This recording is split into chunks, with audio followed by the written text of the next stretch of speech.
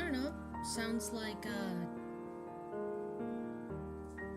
musical shenanigans, frankly.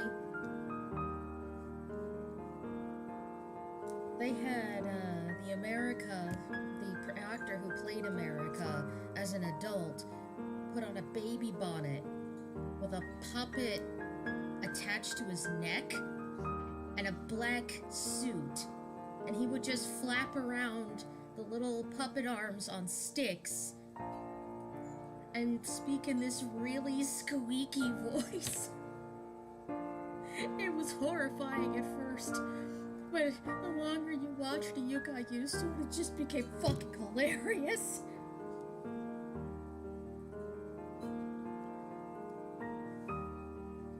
Oh, your bowl reminds me. I need to have a proper breakfast.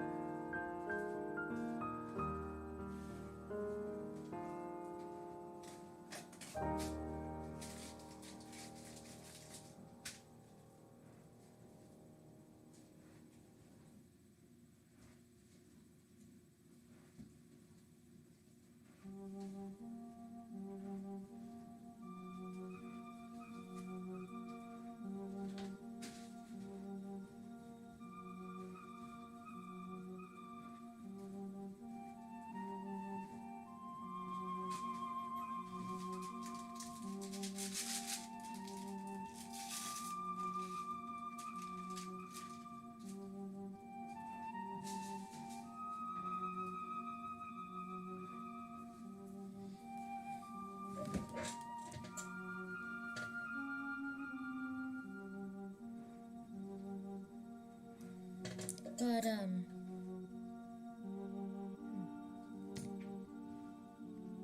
right, that previous track. I'm gonna play it again because I love it a lot.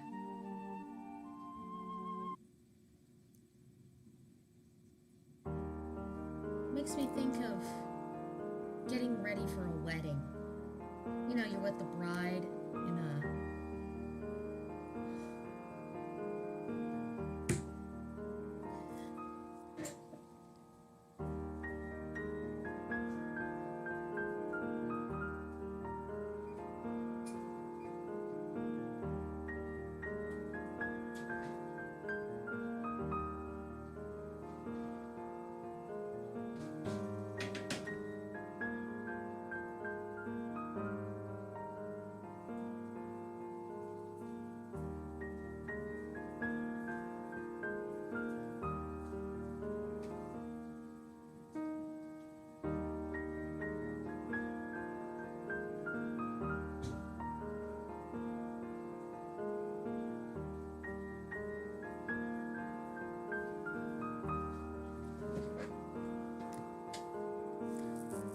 As I was saying, it makes me think of when you're getting ready with the bride, and she's trying on her dress, getting all the makeup on, getting her hair done, and she finally gets to see herself all done up, and it's just one big circle of warmth. Yeah.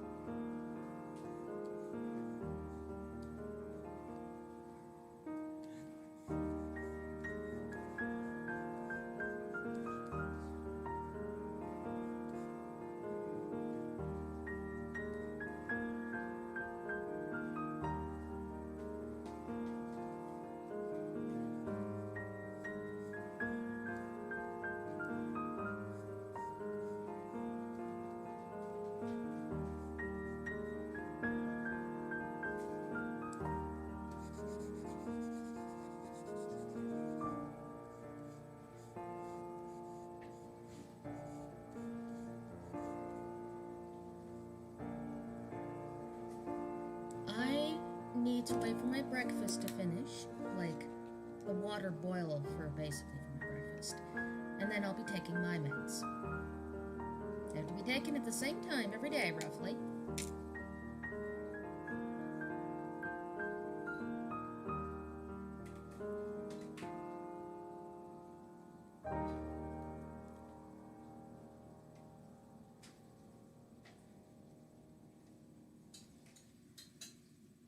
But this would be a good opportunity for a meds check anyway. You have not eaten in the last 5 hours.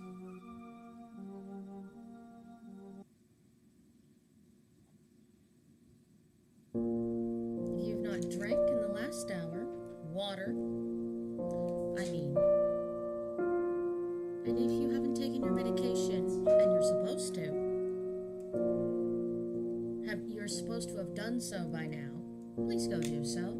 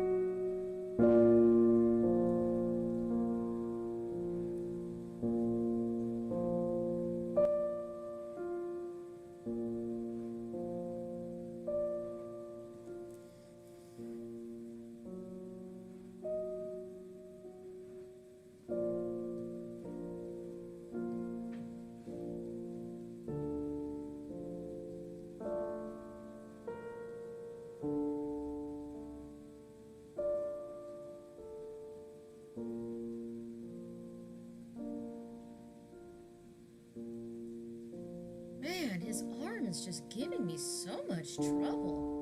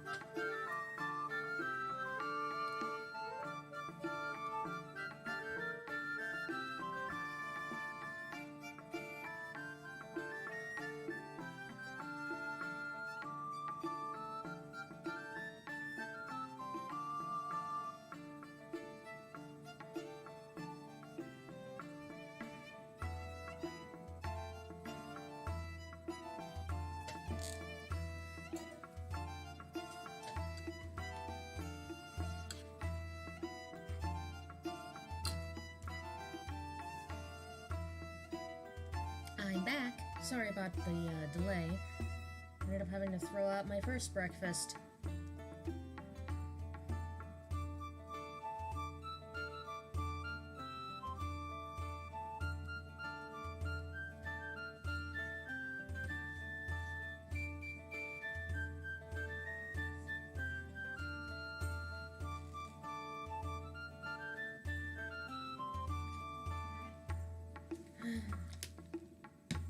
Just being a really bad Ren Fair. God, that'd be incredible.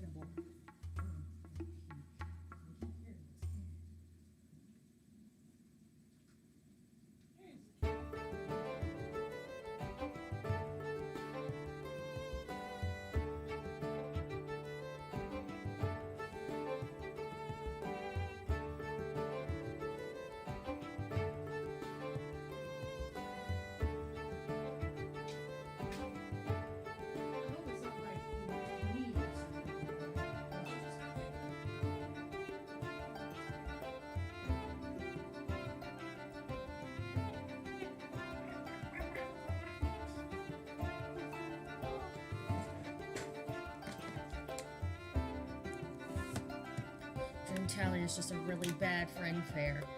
I want to go to a Ren Fair again. Those are so much fun.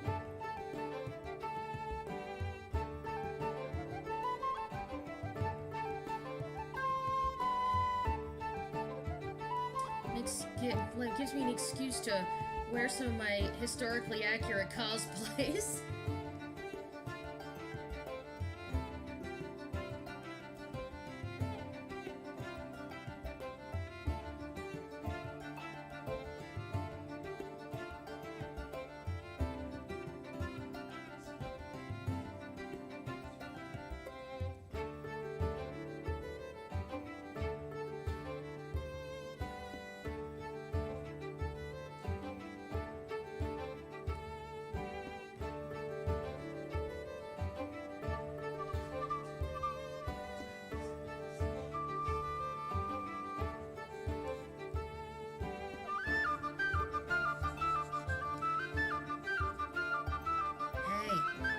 Hey, Al. What? Hey, Al. What? God, what? You know what we should do? What? Ren Fair. Bring along England. Yeah? And watch him freak out at all the inaccurate shit. Yeah!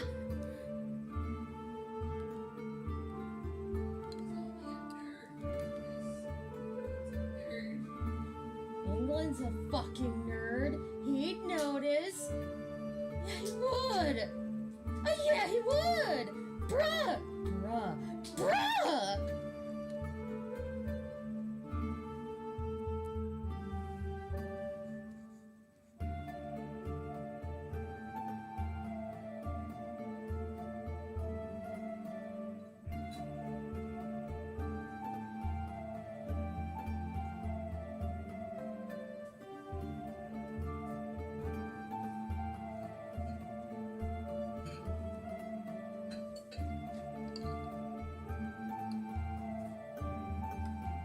And woe betide thee, whomever decides to mock England's cosplay, because he probably dug it out of his closet. I was knighted in this. Ren fairs are dope.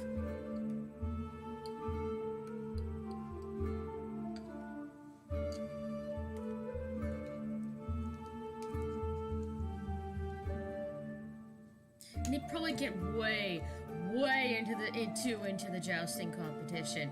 Fight! Show me blood!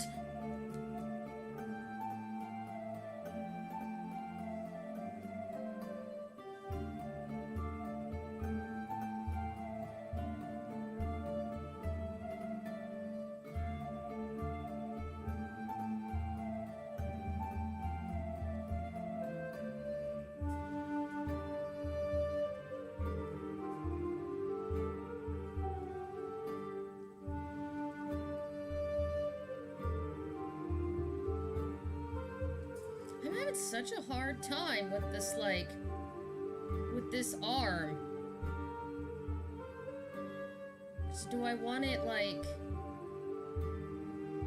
this?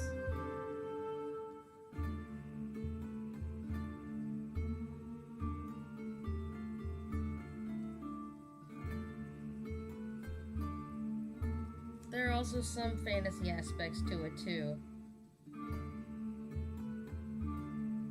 I haven't been to one in ages.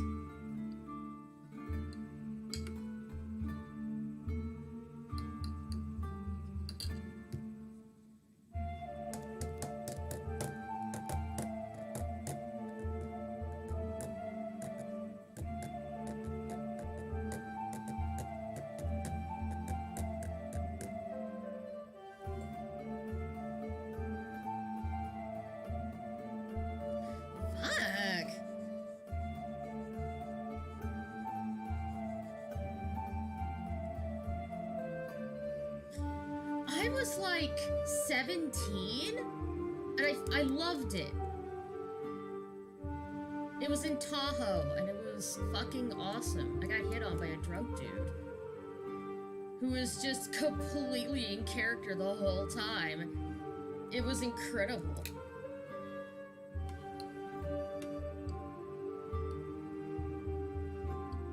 Also, whoever they got for the jousting competition, the German dude that they picked, oh my god, he was so nummy. Oh, he was delicious.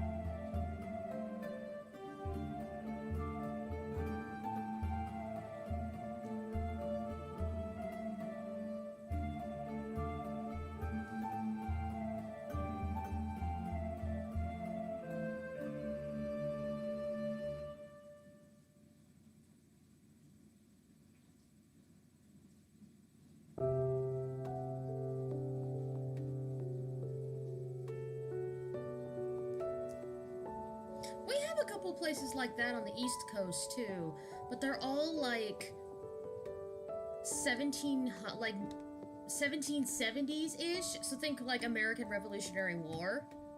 Around then.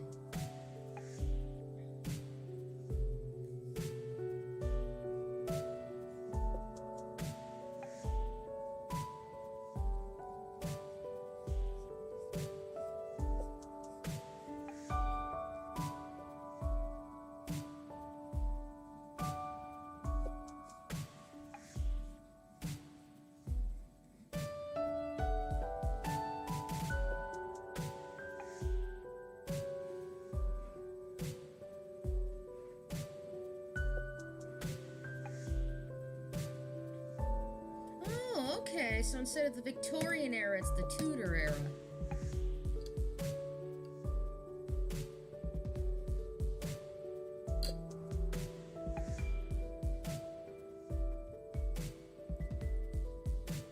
Ooh, hawking.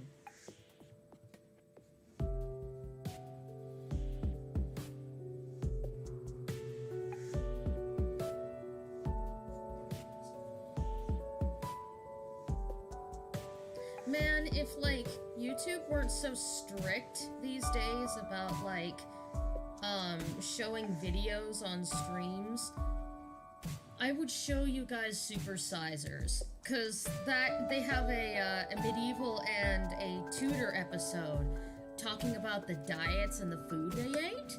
And they, like, dress the part, they act the part, they go through the whole, for a week like this. And it's fucking great, and it's funny.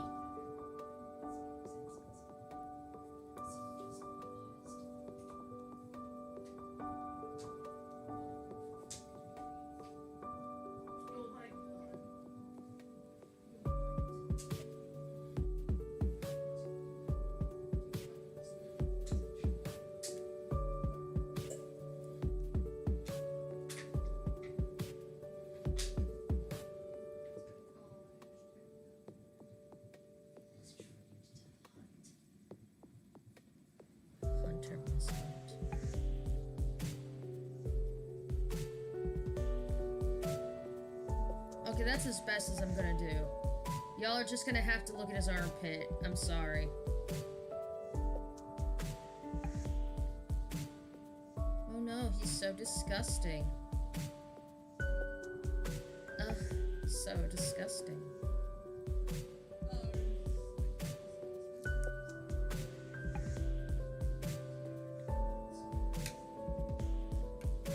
Snorf the pit, fangirls! Jazz! Ooh. Oh yeah, he would! He tried! When he was like, ah.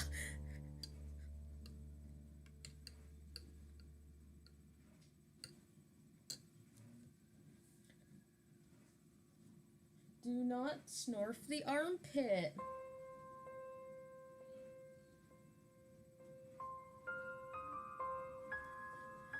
Yes, he is sleeping. Or at least he's trying to.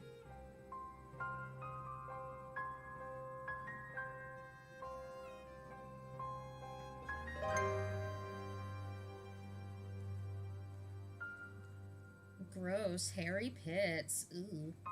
Ooh, chest hair. Ooh, gross. Oh. Oh, gross. I only like my boys hairless, thank.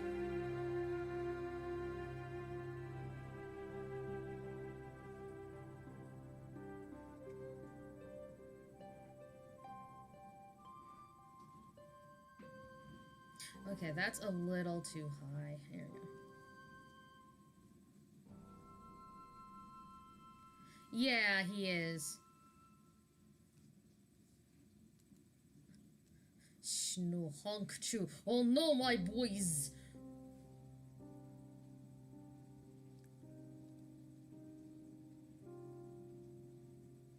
Sasquatching it up all around. Hey man, I can't help being a hairy man.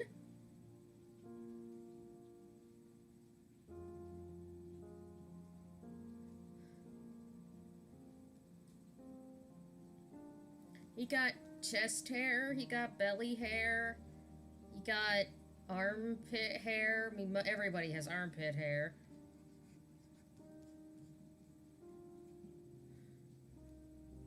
That reminds me of a funny story. Yes? There was this guy I knew. He was my neighbor. We went to high school together. And he was trying to grow out his stubble/beard and, to look more manly. Mm-hmm. And, he does so. He gets like a little goatee and stuff. And he comes over to his sister and be like, hey, look, I did it. I got a beard. And, well, a little beard. She just looks at him, looks at his chin, looks back at him, and she's like, congratulations. You grew on your face in 1 month what I grow on my armpit in 1 day.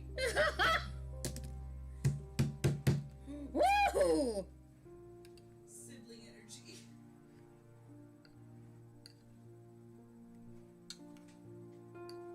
Brutal! You think that's a bear? You've never... Oh, hairy bear. Lazy, stop. I'm friggin' hairier than I...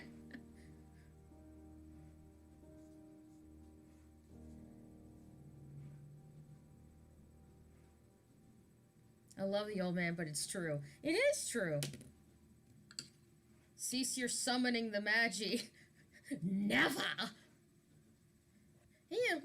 For all of Magi's many, many faults, at the very least, he appreciates body hair.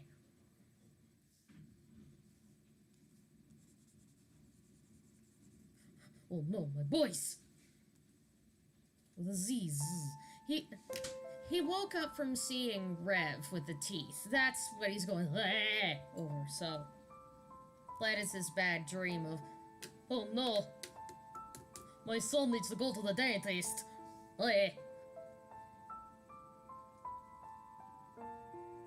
Who filed down your teeth, boy? I did it myself. Most kids your age, they just put on a whole lot of black clothes and eyeliner. No, you had to file your teeth.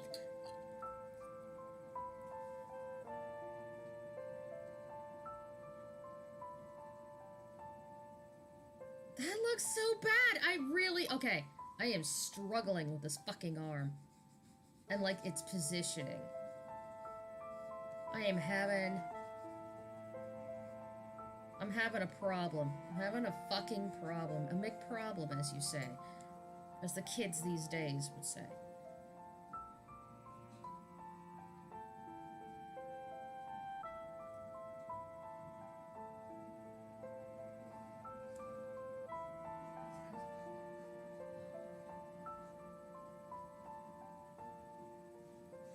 Maybe I can get around it by, like, covering it partly with a pillow or something.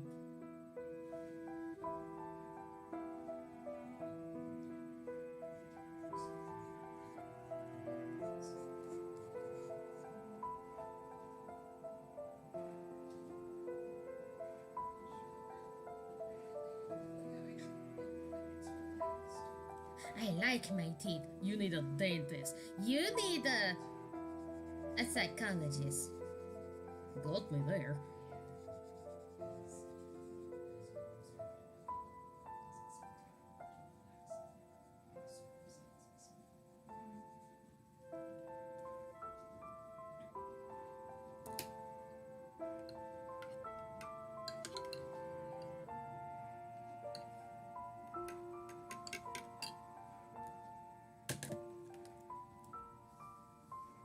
Darling, huh? Look, Ribs on TV. Oh, the real funny.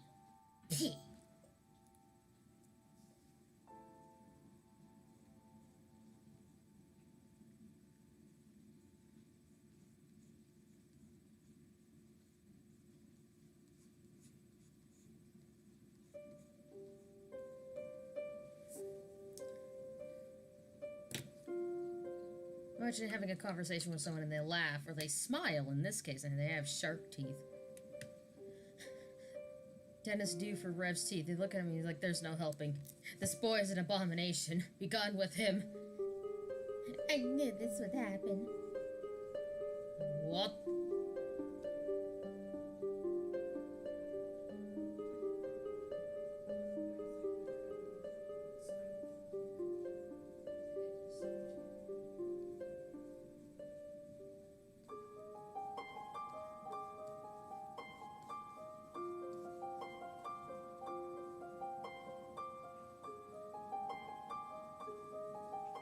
Be gone, foul beast. Owie, my feelings.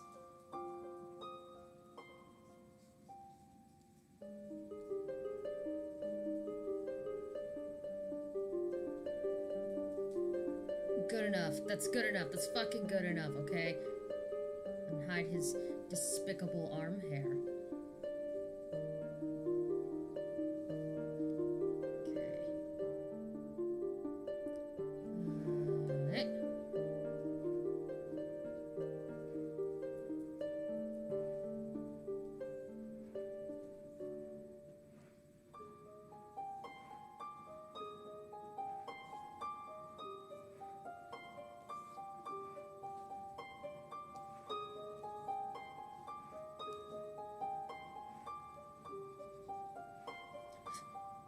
These are not speed lines, I promise. Unless Muscovy played a really nasty prank on him and strapped him to the top of a car or something. You just hear him screaming.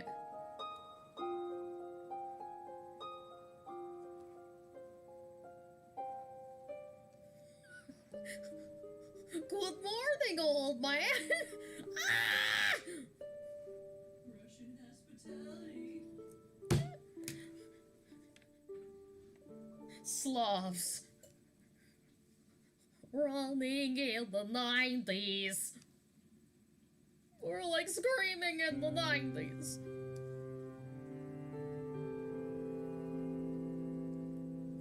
I'm using viral alpaca. Wah! He got a big old carpet on his wall to keep out the drafts.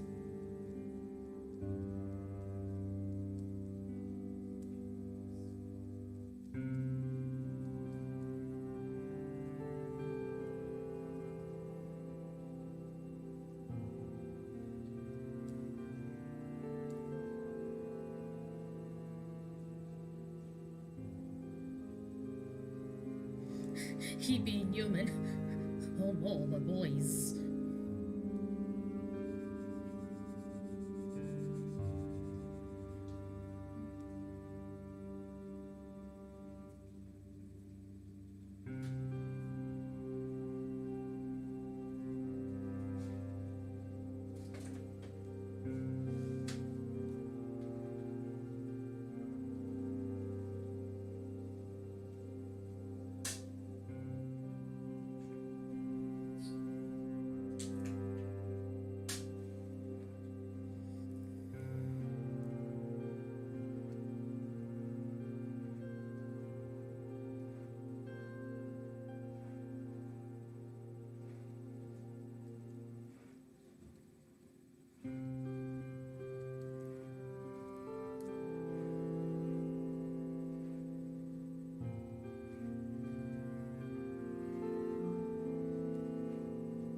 There we go.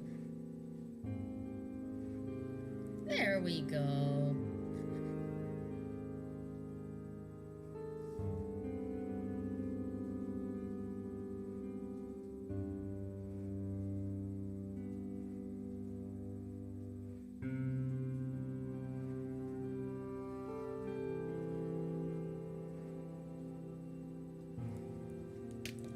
Yeah, he be having bad dreams, i.e. seeing his kid with massive fucking teeth.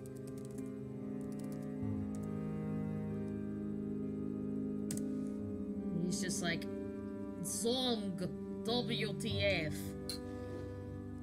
WTF, BBQ.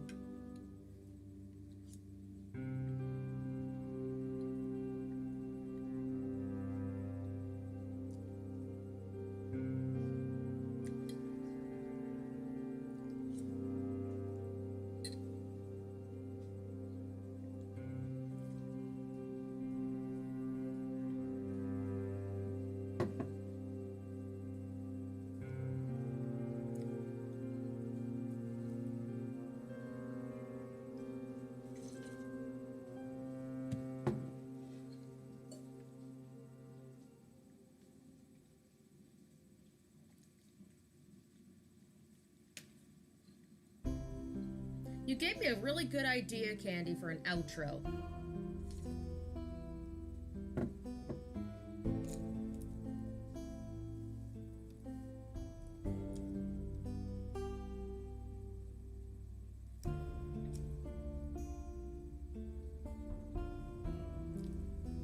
Yeah, like...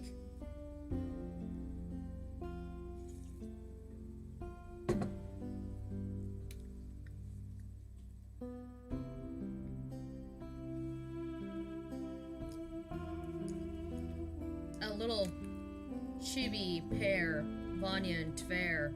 Ah, that rhymed. And Vanya's lifting a corner of his lip to check his teeth as Tver's just slapping at his hands. Like, stop it! How dare you?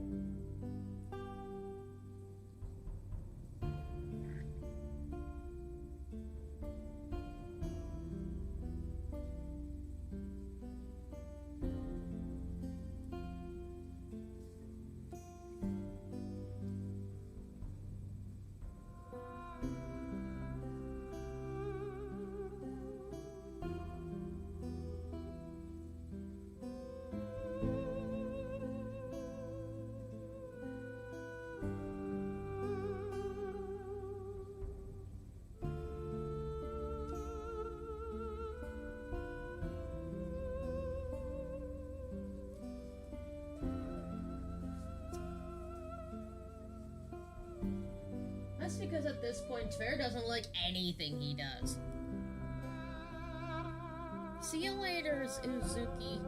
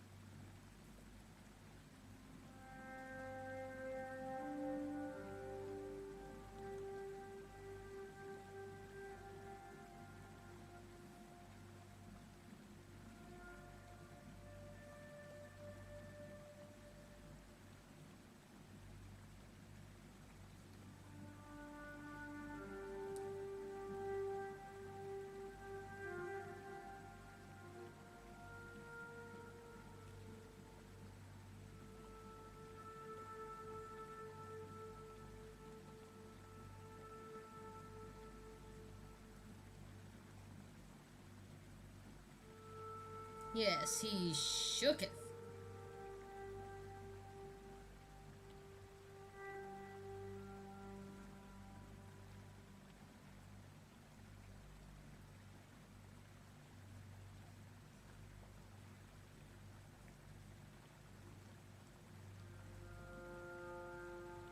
Oh, my eyes. Okay. He's seen hell, been there and back, and what shakes him, I guess, is,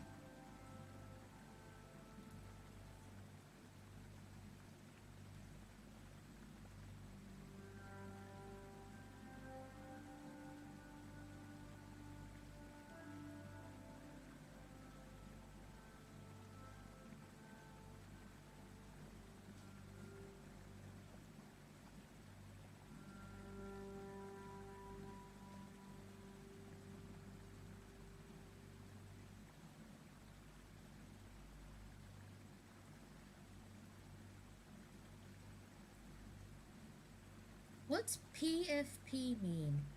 Like, what does it stand for?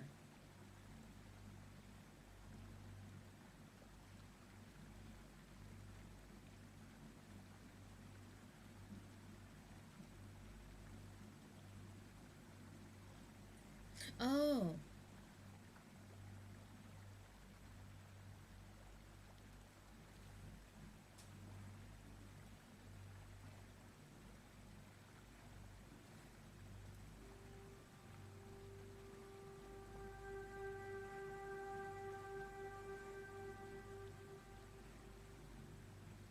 I see.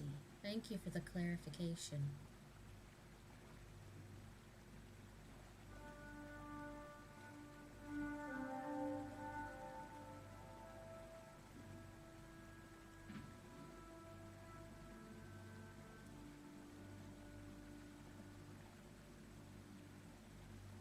Oh no! I erased part of his nose. Ah! No! Too big! His nose was too big. I tried to make it too small, and then it became too big again.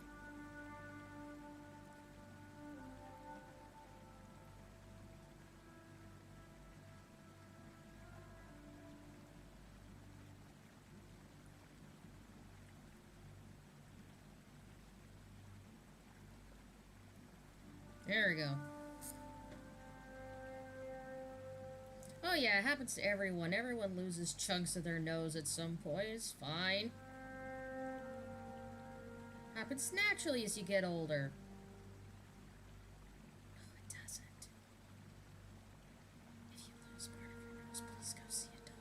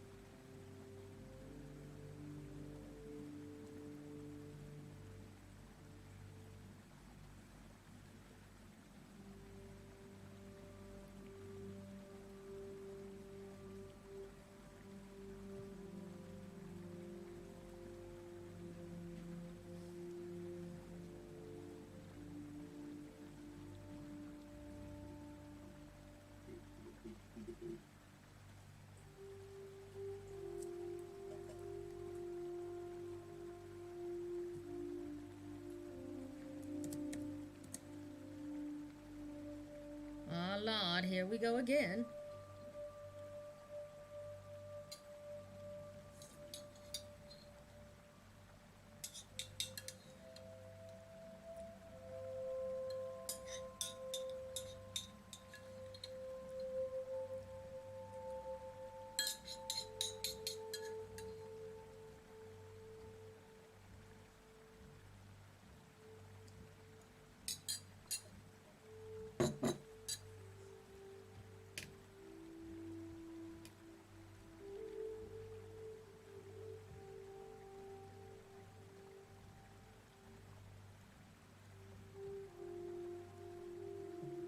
I was just finishing off my breakfast. Some apple and cinnamon oatmeal. And about 4 cookies because I'm a terrible person.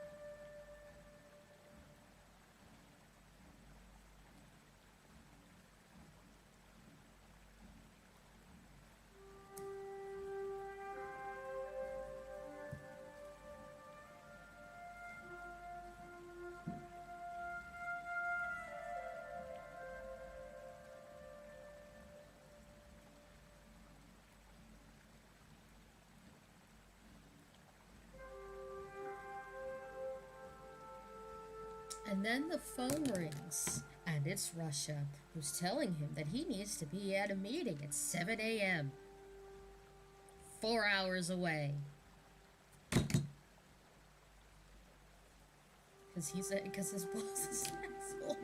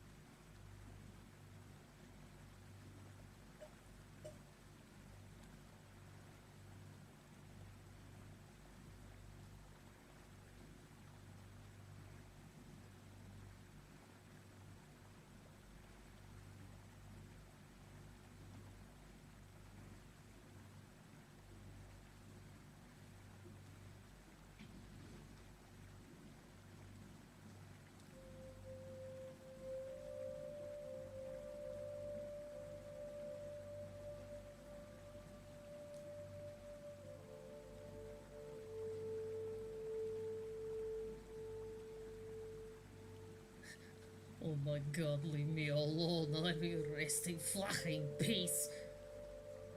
Don't you mean pieces? That's not yet in the script. Fuck.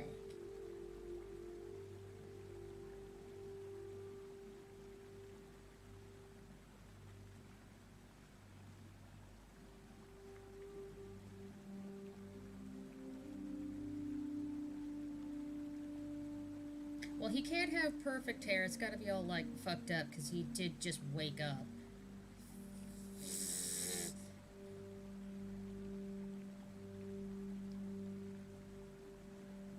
Just puffy as fuck, because it's curly normally, so he's just fucking everywhere. There we go. Bedhead. Have some fucking bedhead, old man. My life is bad enough. Do you have to make it worse? Yes!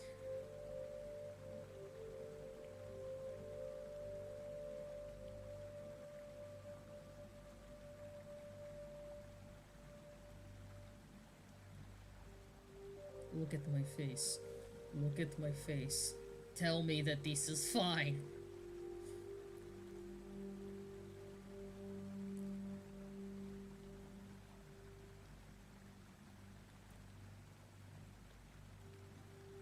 I like seeing your bedhead. That's because you're sweet. Hey.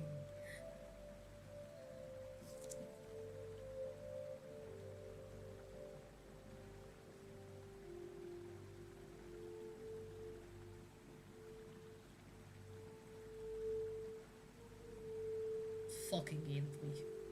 It's 4 in the goddamn morning. I could have had another hour of sleep.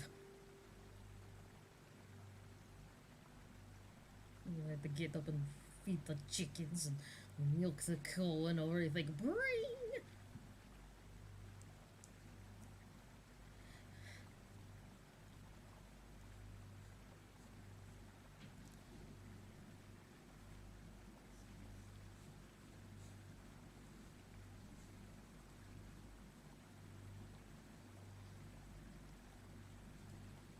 I think it's time for us to wake up.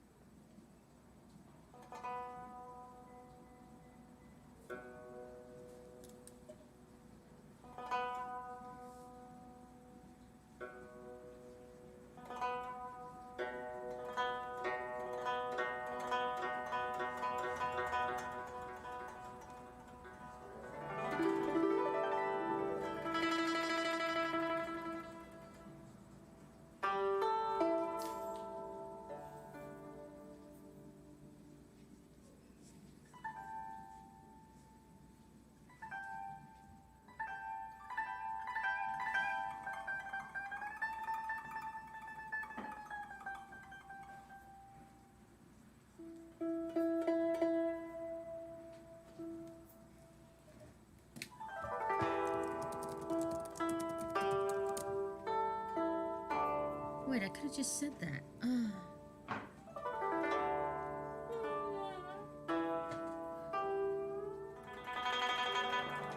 Joe go to the nap or something? Should I take it? Oh, okay.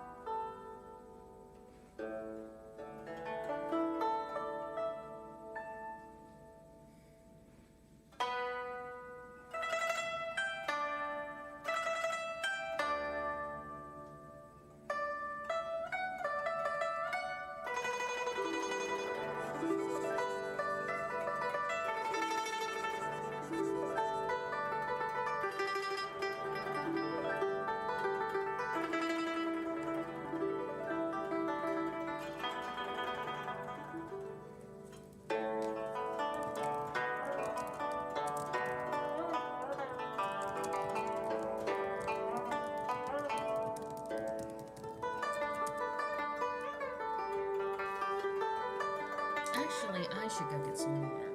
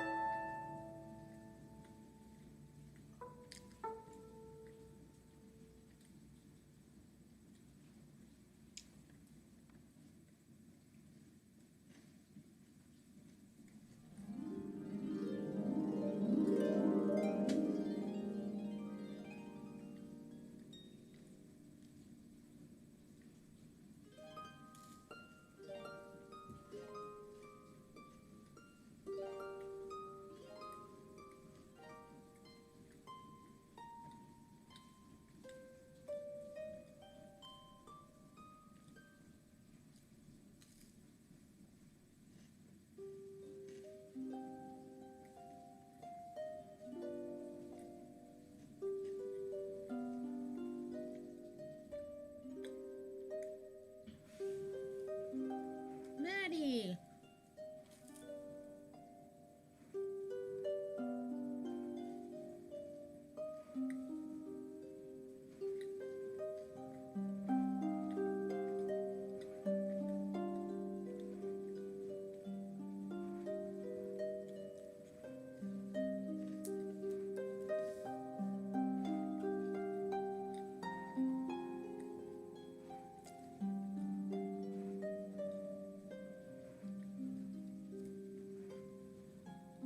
Look how popular you are.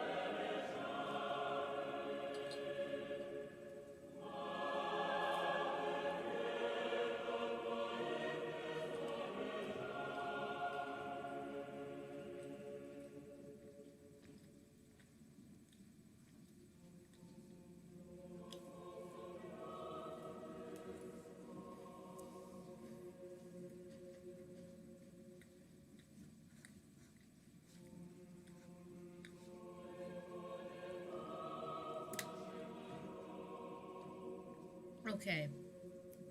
So, guys, I've just noticed the time. It's time for us to move to a new segment. But I don't want to continue with arcade spirits until Kyo is back out here.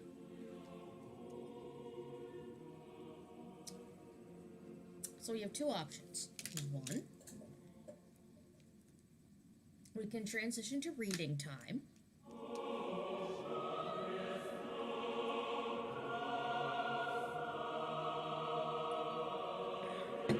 Or we can continue with art.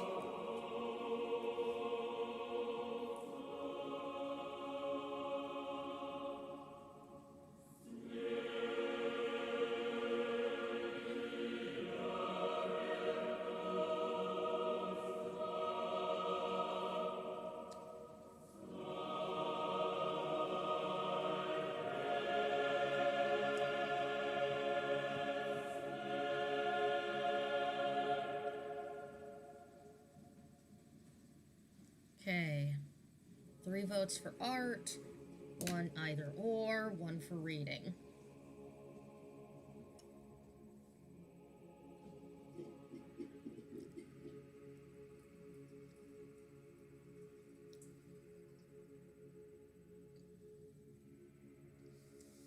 Two for reading.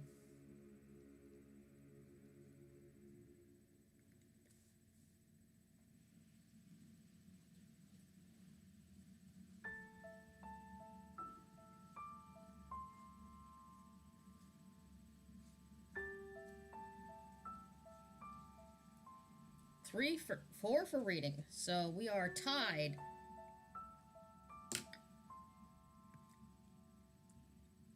Two for either way.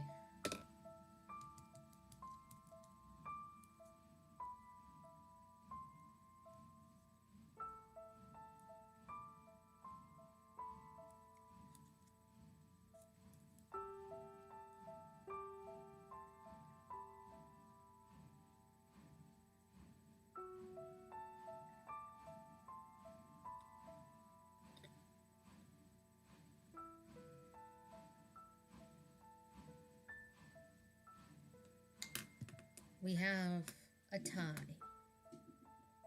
Will someone else jump in?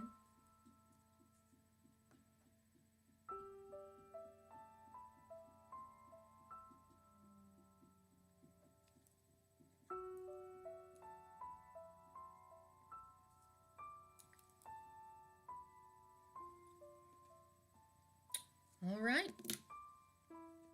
Reading takes it.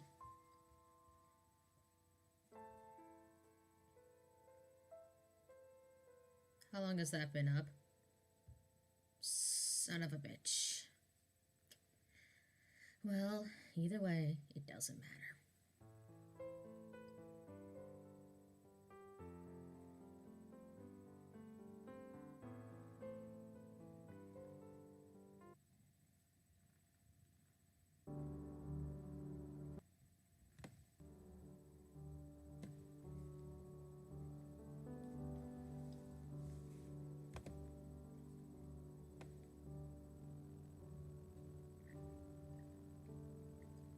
We will be transitioning to reading in just a moment.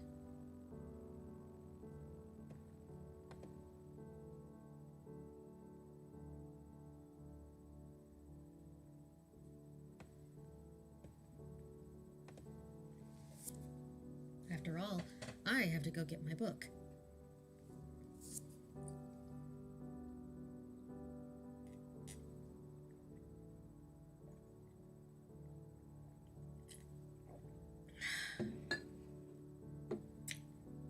Come to think of it, today's reading, it's not going to be anything quite as dramatic as last time.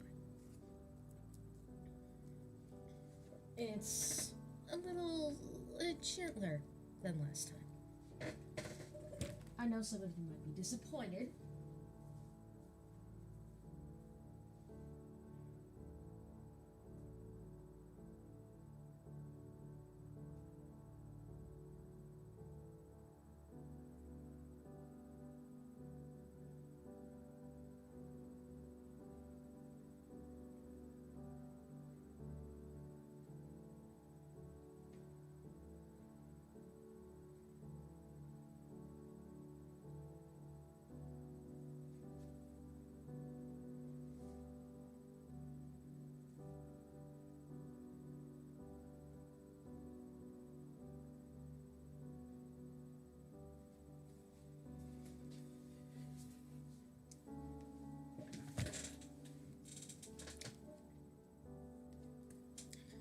And some of you might have already read this, or have had to for a class. But it's one of my favorite stories, actually.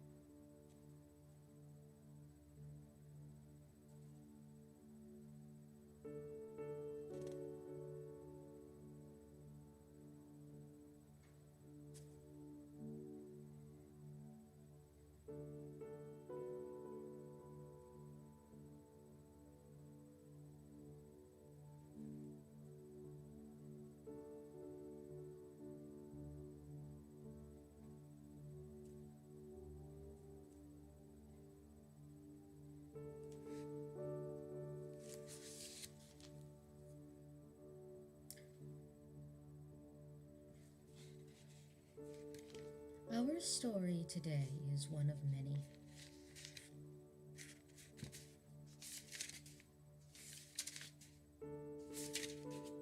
I have to get through all the introduction first in order to find the actual picture, like the beginning.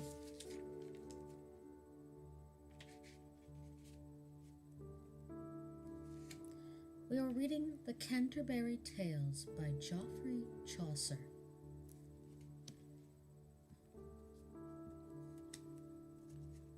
One with that April with his sore sword, with his showers sweet, the drought of March has pierced the root, and rain like virtue makes those flowers grow. When west wind with his sweet breath has blown through every wood and heath, the tender buds of the young sun in Aries have his half-course run, and little birds make melody, that sleep all night with open eye, so pricks them nature in their souls. And then folks forsake pilgrimage, and pilgrims ye seek strange lands, to faraway shires in sundry lands, and especially from every shire's end of England to Canterbury they wend. The holy blissful martyr was to seek, who helped them when they were sick. And so in that season on a day, in Southwark on the Talbot as I lay, ready to wend on my pilgrimage to Canterbury, with full devout courage, at night was come to that hostelry, well 29 in a company. Of sundry folk by sheer chance fall, into fellowship and pilgrims were they all, who towards Canterbury would ride, the rooms and stables good sized, and they gave amongst the best. And soon when the sun was to rest, so I had spoken with them each one, that I was their fellowship anon. They actually have the Middle English. This was sort of the transitionary period between Old English and Middle English. One that April with his sure sword, the drought of March hath pierced to the road, and bathed in every vein his sweetly hoar, and overt who engendered is the floor. When Zephyrs eke with his sweet breath offered hath in every holt and heath, the tender crops and the youngest sown, hath in the ram his half-course own, and smaller fowls making melody. Thy sleeping all the night with open ye, so pricketh him nature in her courage. Then longing folk to go on pilgrimage, and pilgrims for to second strong strondes, to fern hallways and couth and sundry lawns, and specially from every shire's owned, of England to Canterbury they wand, and so on and so forth. I'm actually quite impressed with myself that I can still do that. I'd I'd like to think this was one of the books that England read to Germany when he was asleep.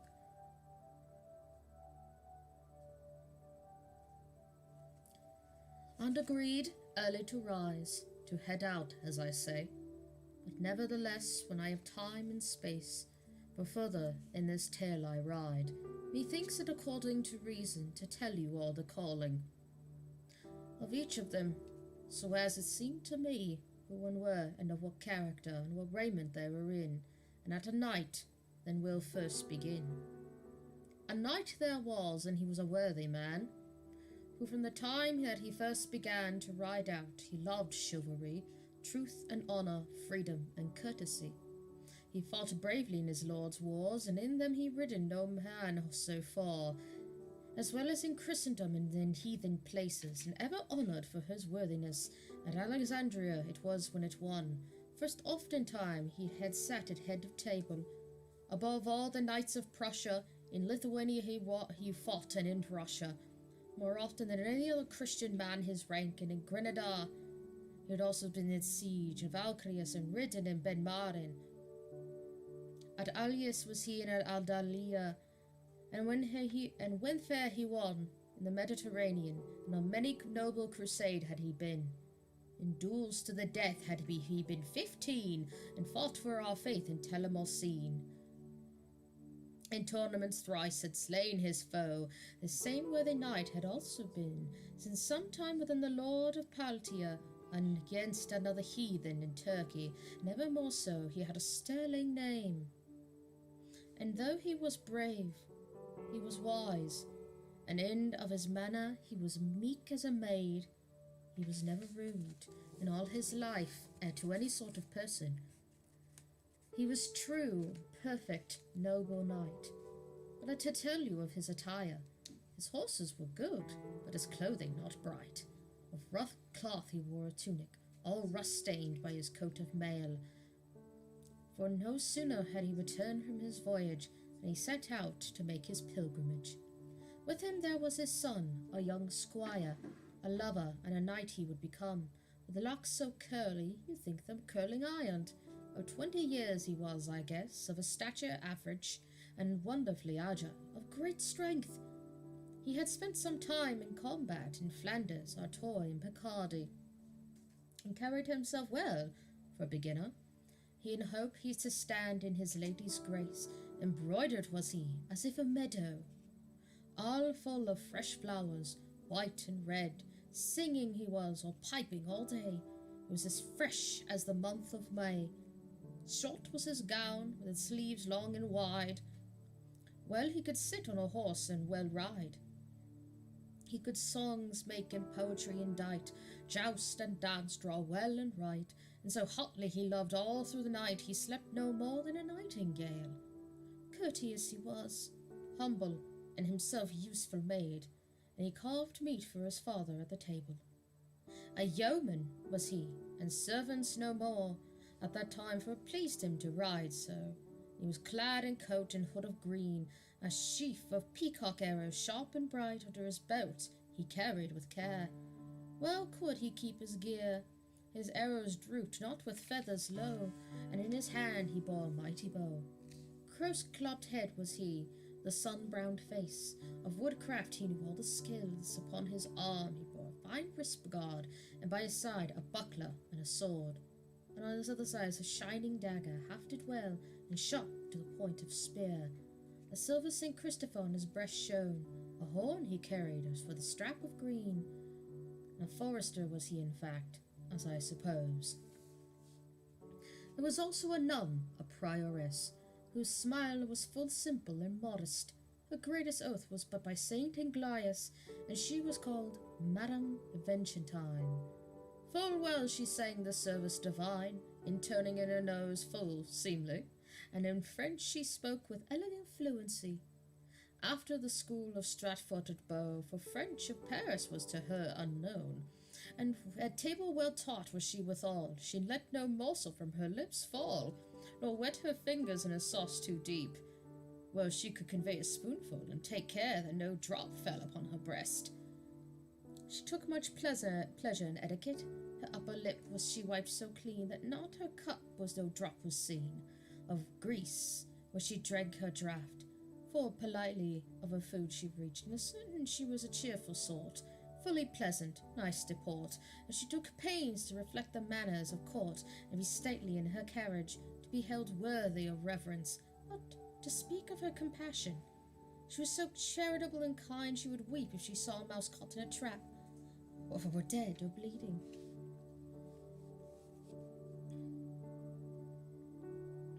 Some small hounds had she, that she fed, roasted flesh, milk, and fine white bread. But sorely wept if one of them were dead, or one beat with a stick. She was all feeling and tender heart, full seemly her wimple pleated was. Her nose graceful, her eyes grey as glass, her mouth's full of smile, lips soft and red, but certainly she had a fair forehead. It was of some span brawn, I believe, but no way was she undersized. Fully elegant was her cloak, as I was aware, and across her arm she bore a coral rosary, the beads set off a stone so green, and there hung a brooch of shining gold. Another nun with her was she, who was a chaplain, and priests 3. A monk there was, and a good one too, a state manager, who loved to hunt, a manly man, and abbot able. Many a fine horse had he in stable, and when we rode, men made wide or clear, and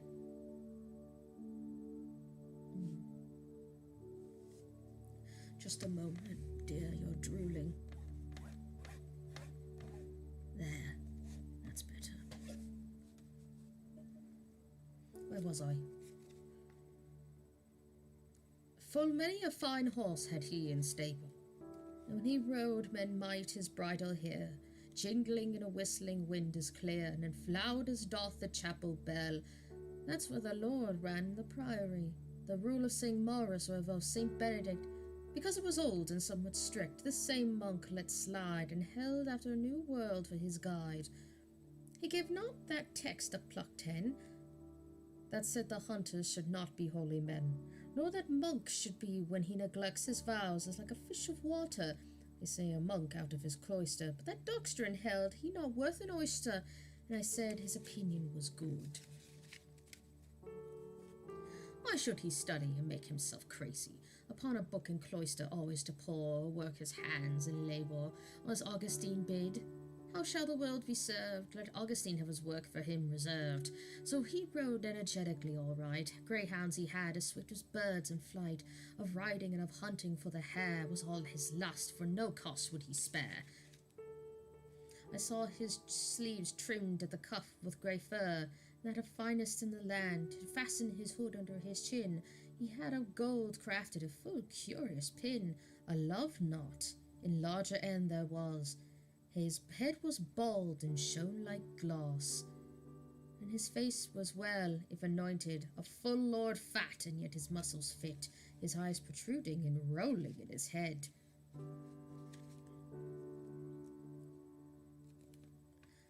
We are reading the Canterbury Tales by Geoffrey Chaucer. We are just currently on... Yes, thank you, Anastasia. That glowed like the fire under a cauldron, his boots supple, his horse in great condition. Now certainly he was a fair prelate, he was not pale as a tortured ghost.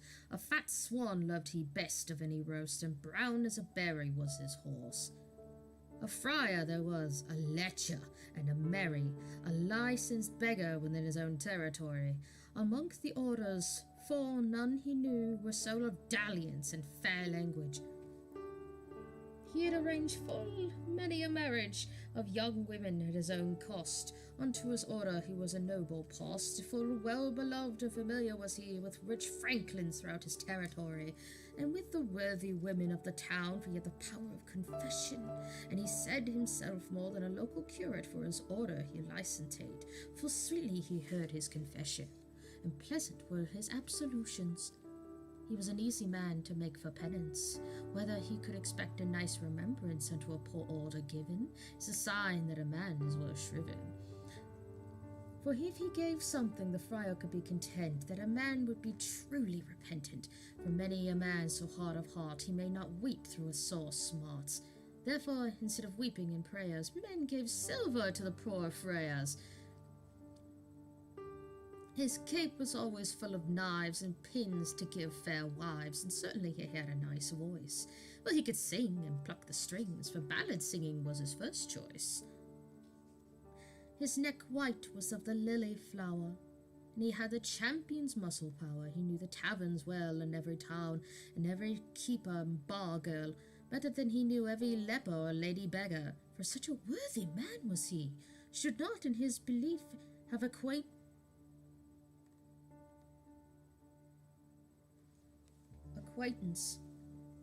with sick lepers.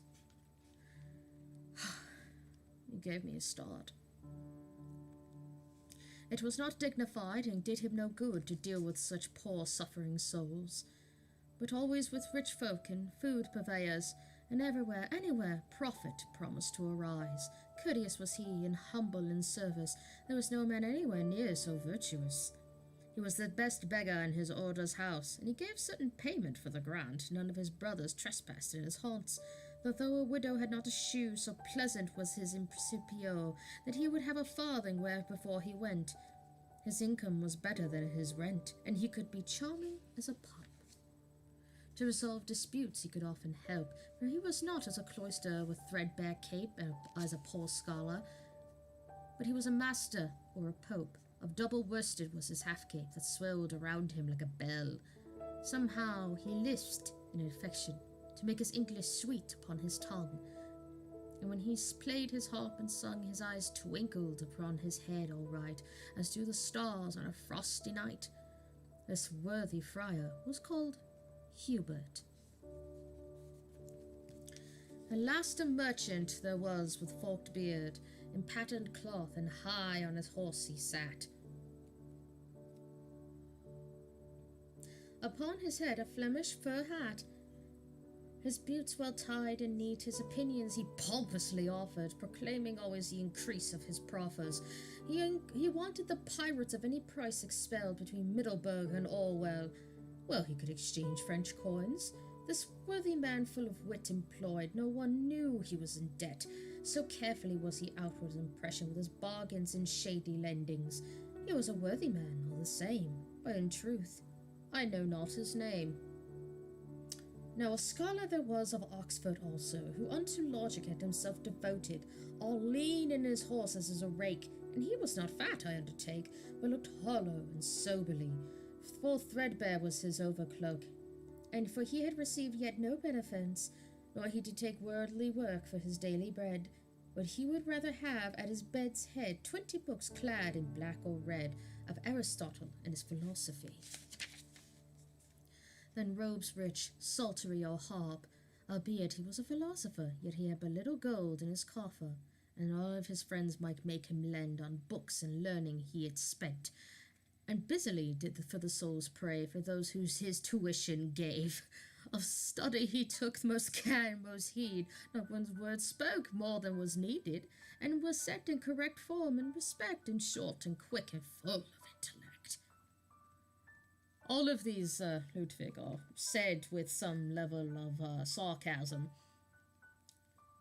Chaucer himself spent a great deal of time serving Lionel, the King of England, and his wife, Elizabeth, I believe. It's been some time since the 12th century. You'll have to forgive my memory.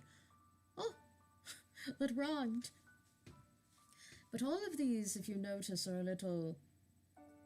They describe all these people in not so flattering ways. At least, especially the priests and the nuns. Goodness gracious.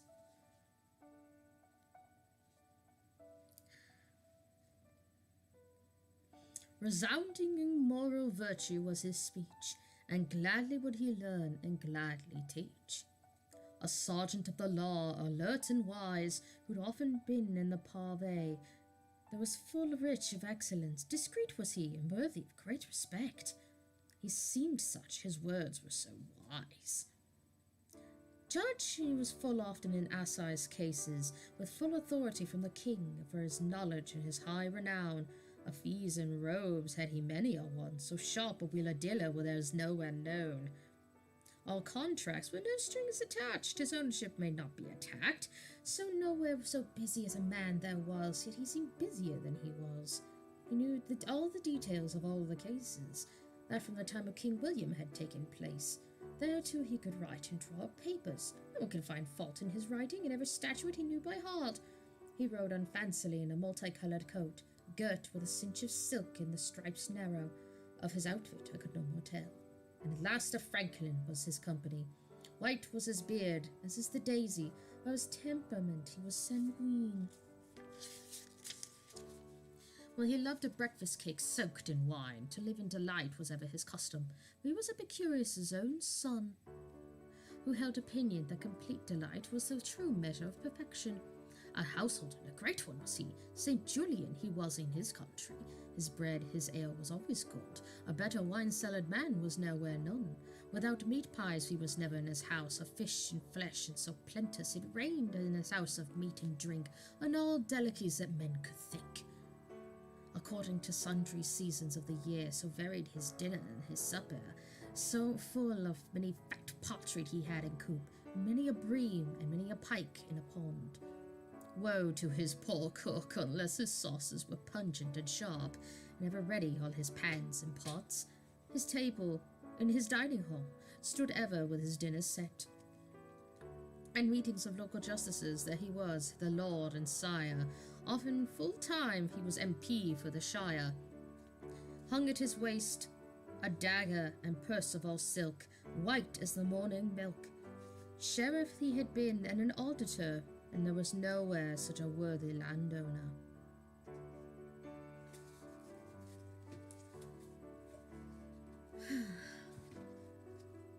We'll see you later, Magic. A haberdasher and a carpenter, a weaver, a dyer, and tapestry maker were with us also, all clothed in the livery of a distinguished and great parish guild. Full fresh and new in the dress uniform, were the knives mounted not with brass, but all with silver, full well made and brightly polished, as were their belts and purses. Well seemed each of them a fair burgher to sit in the guild hall with a place of honour. Each of them could have been an alderman for himself. For property they'd have enough in income, and their wives would say the same. Well, certainly they were to blame, in full fair to be called Madame, and go to church at the procession's head, and have mantle like royalty carried. A cook they had with them for their travel, to boil the chickens with the marrow bones and spices, potter marchand, tart, and galingale. Well, he could identify a draught of London ale. He could roast and boil and broil and fry, make stews, and well bake a pie. But great misfortune was it, as it seemed to me, that on his shin a open sore had he, for block menage. That maid he was with best. A shipman was there, living far to the west. For all he knew, he was of Dartmouth. He rode upon a sturdy little horse as best he could, in a heavy wool gown reaching to the knee. A dagger hanging on a cord had he, about his neck and down beneath his arm.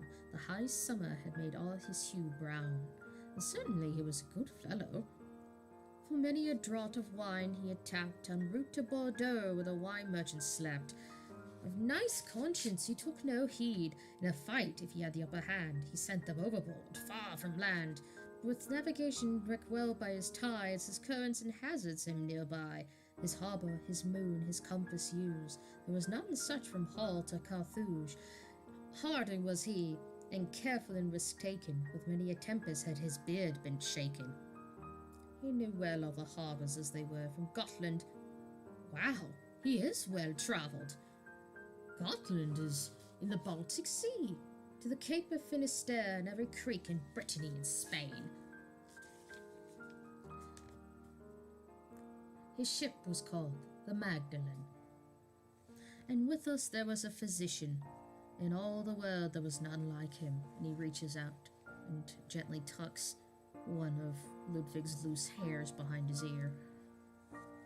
to speak of medicine and of surgery, for he was grounded in astrology. He tended his patient with just the right hours, guided by his magical powers. Where he could determine the ascent, the signs he knew his patient. He knew the cause of every malady, whether it hot or cold, or moist or dry, and where he engendered and of what humour. He was truly a perfected practitioner. That cause known, and of malady its origin, quickly he gave the sick man his medicine. Full ready were he as apothecaries to send him drugs and potions. To help each other, to make a profit, of course. Their friendship was not new to begin. Well he knew the old Asclepius, Discordius and Rufus, old Hippocrates, Halley and Galen, Scipion, Rhasis and Avincia, Eroes, Damascenes and Constantine, Bernard and Gateston and Gilbert, and of his own diet moderate was he. For it was of no great quantity, but of great nourishment and digestible. His study was but little on the Bible.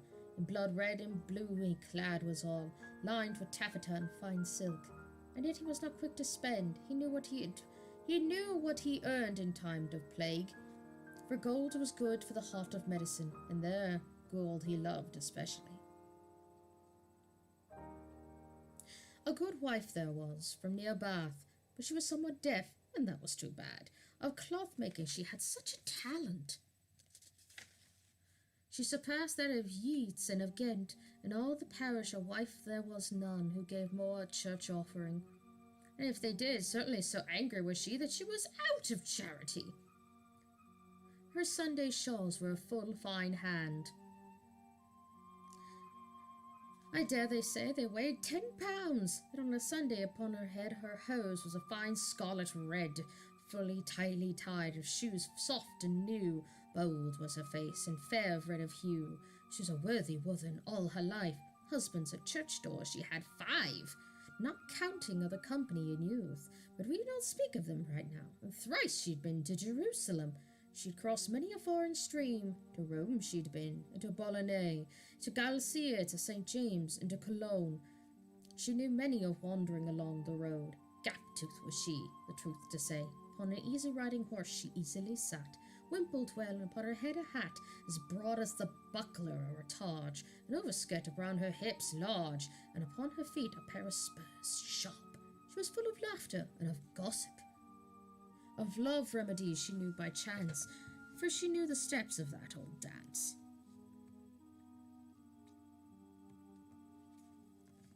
Do you think England had times where he visited a library and volunteered to read stories to kids or those interested?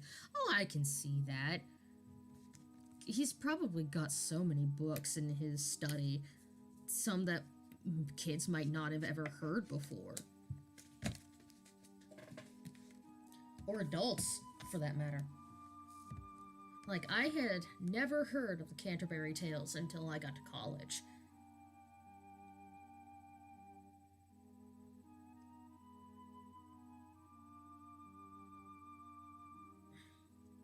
And then when I read it, I was like, oh my god, this is awesome! I want him to read me a story before I go to sleep.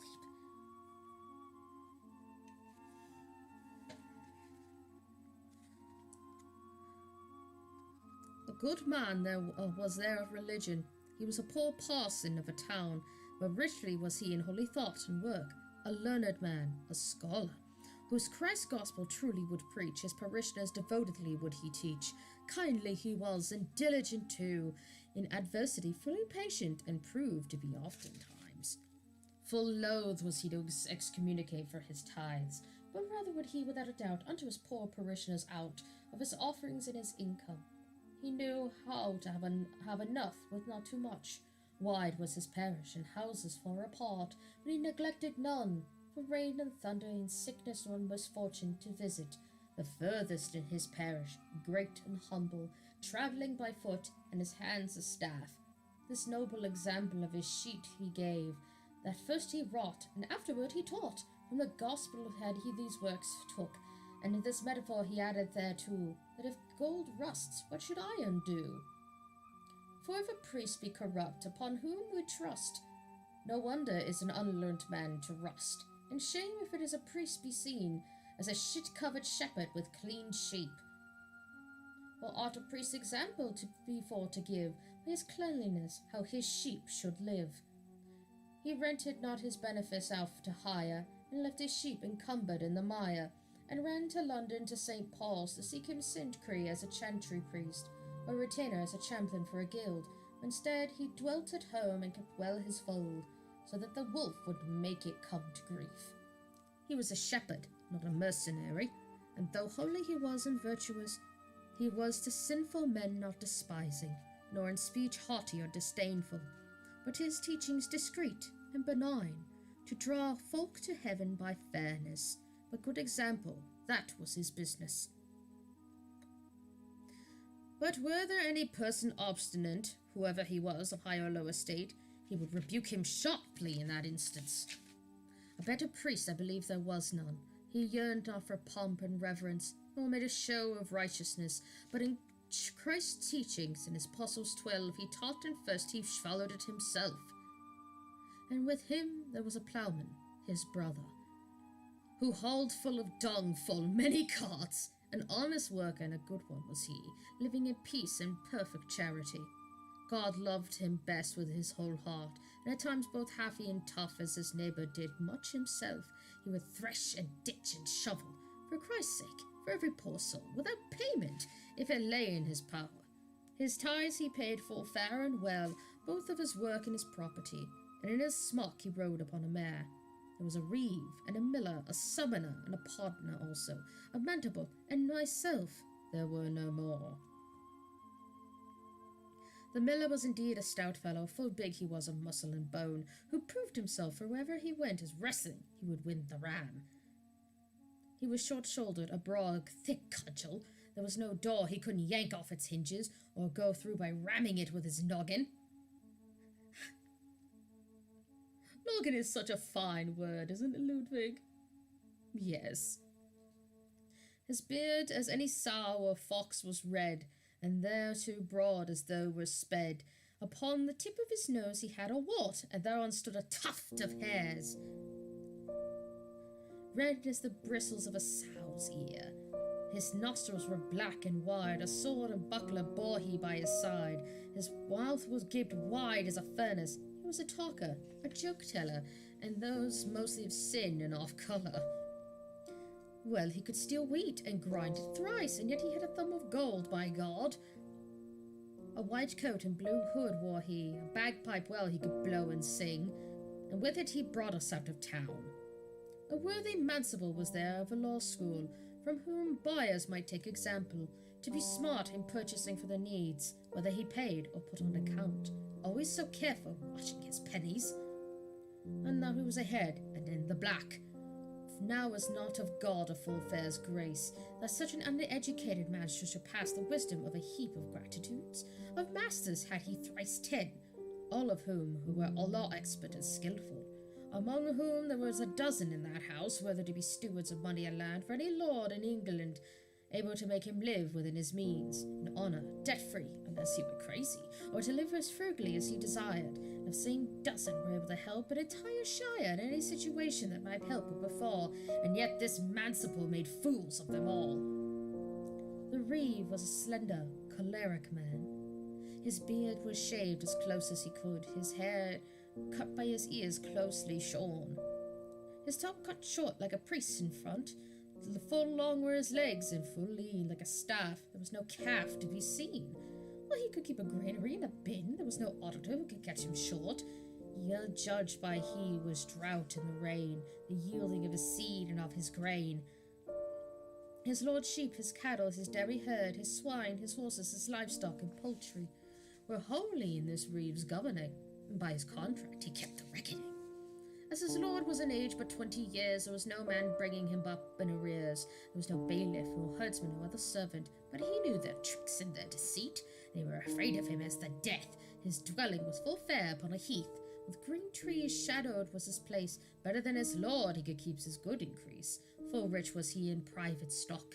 His lord he could please full subtly to give him and lend him of his own goods, and to receive thanks, a gift coat and hood. In youth he had learned of good trade. He was a fine craftsman, a carpenter, and this reeve sat upon a full good farm horse, all dappled grey, named Scott. A long coat, of blue upon him he held, and by his side a rusty blade of Norfolk was this reeve whom I tell. From near a town called Bottiswell, belted was he in friar, and he rode about the hindmost of our group. A summoner was there in that place, who had a fire-red cherubim's face, for pimpled was he, and eyes narrow.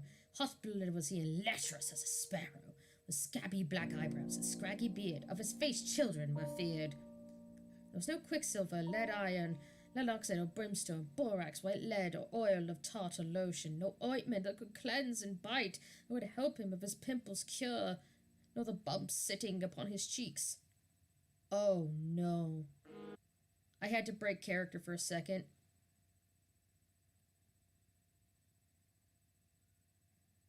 What happened to our music?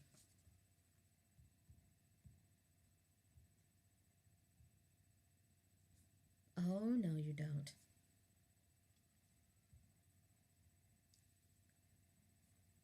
Yes.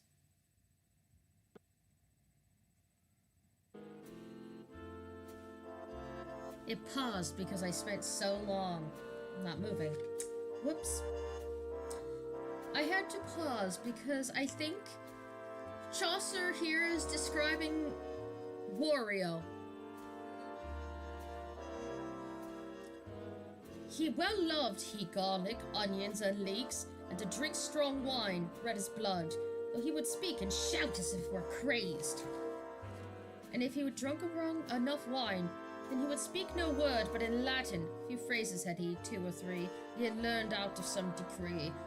I wonder is he heard it all day, as you will know how a bird can call Walter, as well as can the Pope. But if you would in anything's query, he'd use up all his philosophy.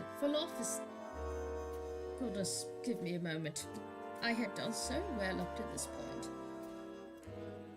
Then he'd used up all of his philosophy.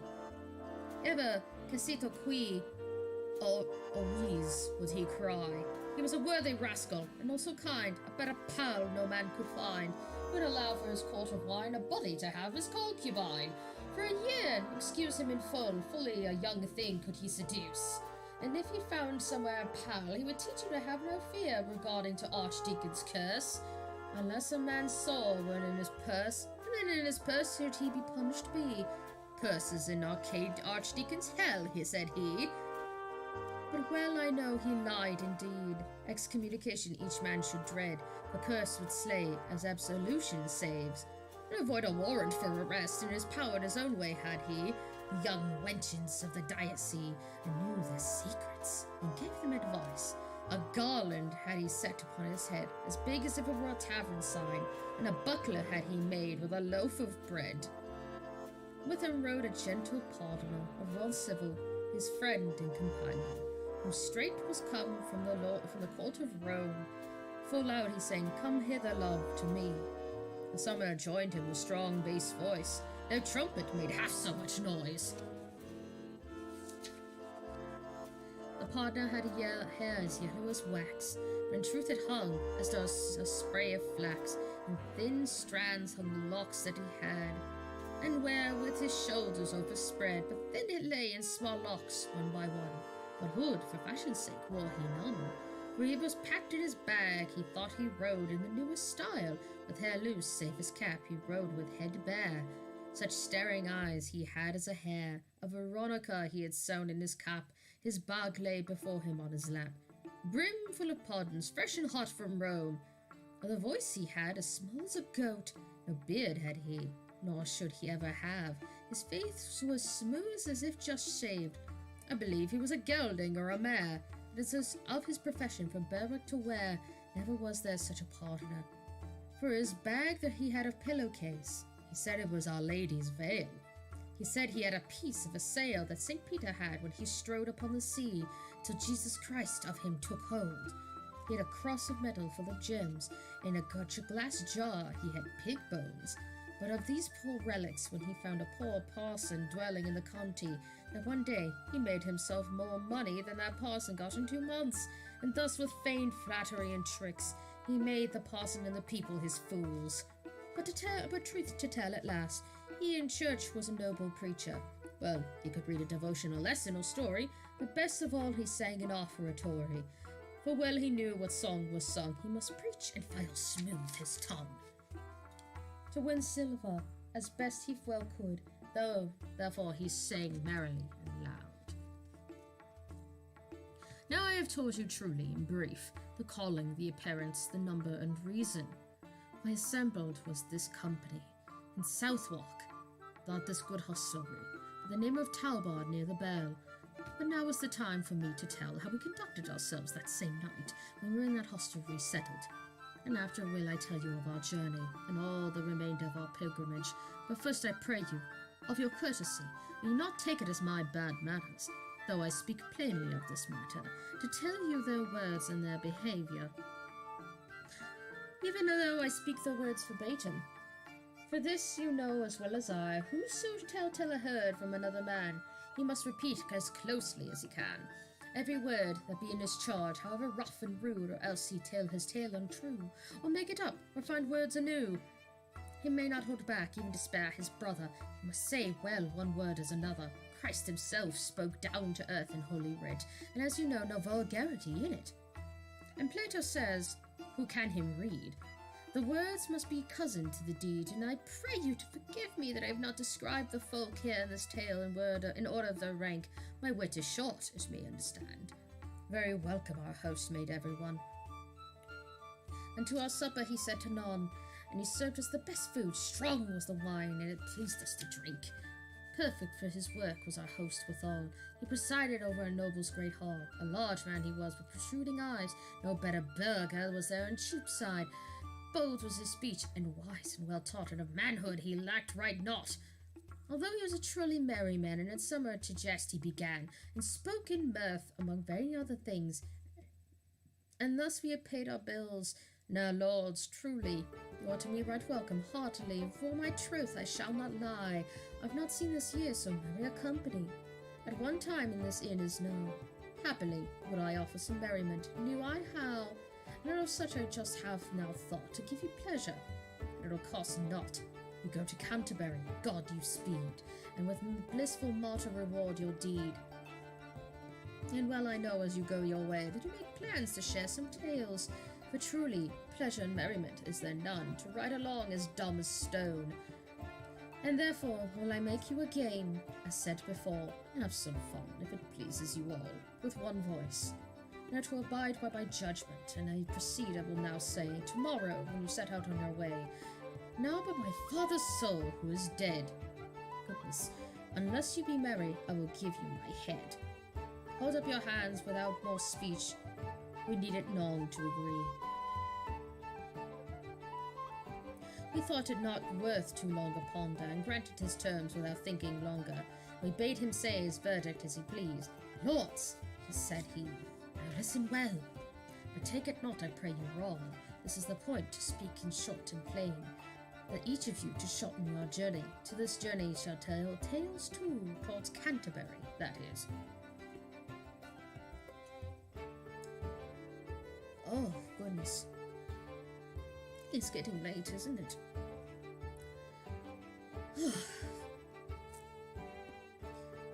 And homeward each another two shall tell, of adventures that once upon a time you befell, and whichever of you does best of all, that is to say, who tells to the end tales of best wisdom, instruction, and delight, shall have a supper on the rest of us, here in this place, the same sight.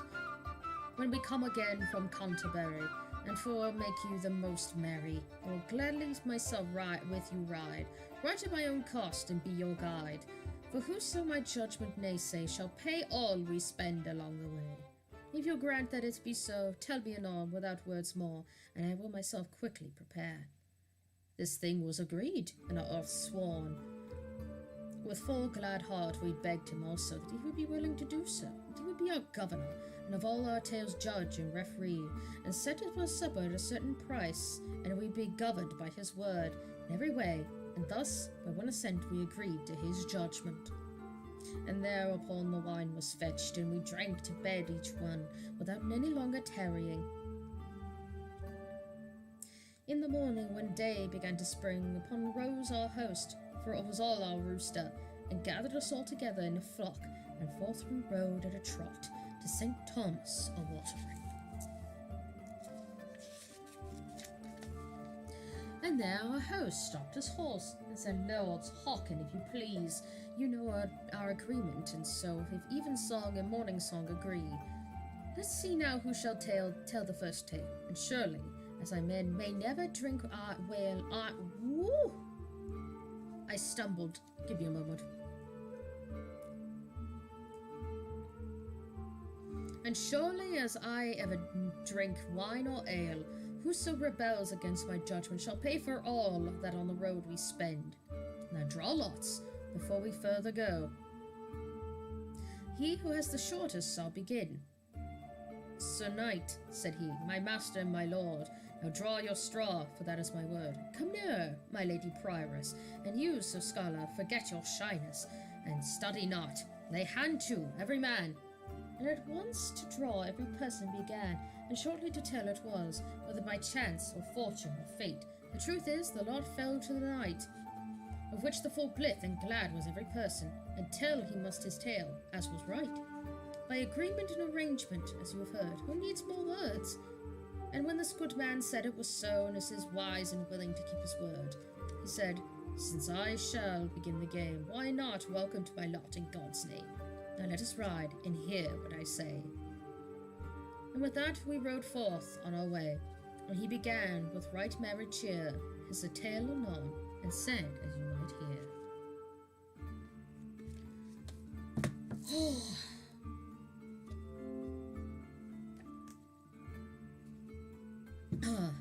There is a lot packed into all these.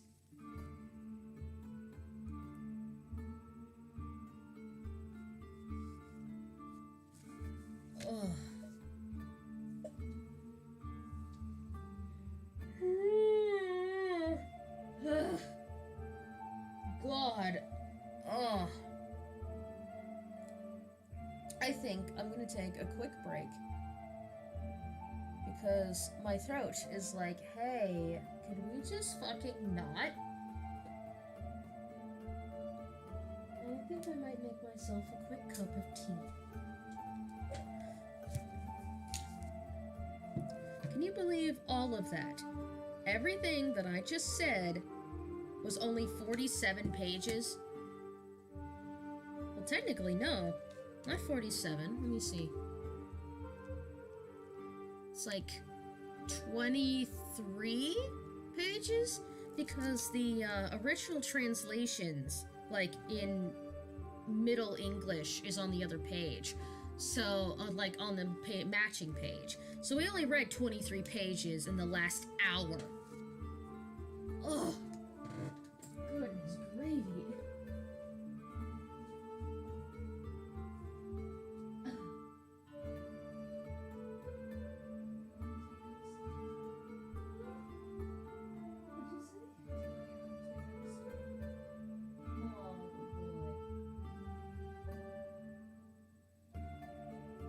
But just a moment, guys.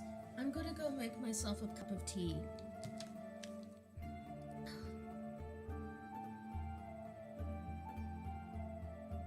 You all can enjoy the music for a moment.